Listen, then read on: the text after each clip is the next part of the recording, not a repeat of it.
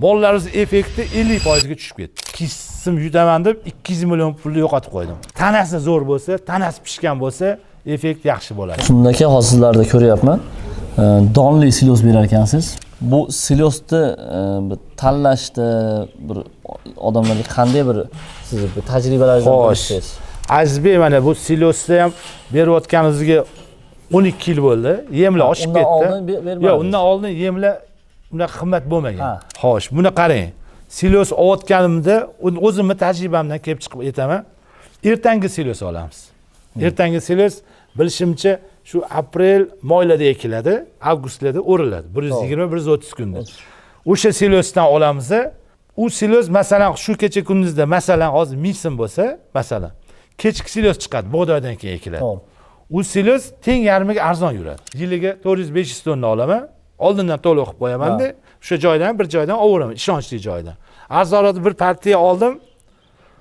Mollarimiz effekti 50% ga tushib ketdi. Shu yerda bir 200 sim yutaman deb 200 million pulni yo'qotib qo'ydim. Endi buni sababini bilsam, bu ertangi silosni tanasi pishish kerak ekan. Quyosh uje pasayishni boshlaydi bu yoqda. Tana bo'ladi-yu, tanasi pishgan bo'lishi kerak ekan. Kechki silosniki masalan hali bilsangiz dumbilli paytida o'rilib ketadi. U suvi ko'proq bo'ladimi yo tana pishmagan bo'ladimi, molga yuqishi yaxshi bo'lmadi. Xom tarvuz yesangiz qanday yo? Lekin uni siz ko'rganda bilmaysiz. Lekin mana ko'pchilik aka-ukalarimiz doniga ishqoz bo'lishadi. Molga doni shart emas.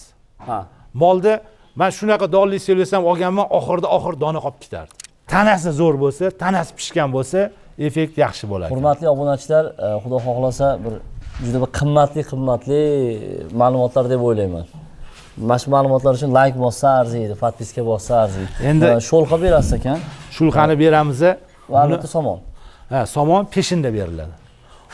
10 ta molga bitta tashaladi. 10 ta molga bitta somon tashaladi. Bunda ham bitta yaxshi narsa bor. Yangi mol boqishni boshlaganimda, masalan, 10 ta molga 10 tonna yem olganman. 4 oy yemladim. Molli natija bermadi. 5 tonna, 6 tonna yemim ishlatib qo'ydim. Natija bermadi. Bir doktorga olib keldim. Gaplashsam, hashay bermaysan dedi.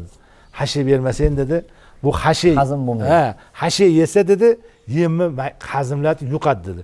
Mana shu qolgan 4 tonna yemingga dedi, hozir men falon vaqt hashay berasan, o'sha 4 tonna yemingga 10 ta moling tayyor bo'ladi. 6 tonna yem uchib ketdi. Hali etganlik qildim, haqiqatda hashay berdim, 4 tonna yemga shu 10 tami 8 ta molim bir esimda yo'q, o'shalar yetildi. Bu hashay bermasangiz bo'lmas ekan. Hashay tashlash kerak. Mol uni semirtirmaydi, ichiga kirib oladi-da, uni yemni qayta ishlaydi. Hali nechadir foiz yuqishiga yaxshi bo'ladi. Kletchatka deydi. To'g'ri aytasiz, shunaqa.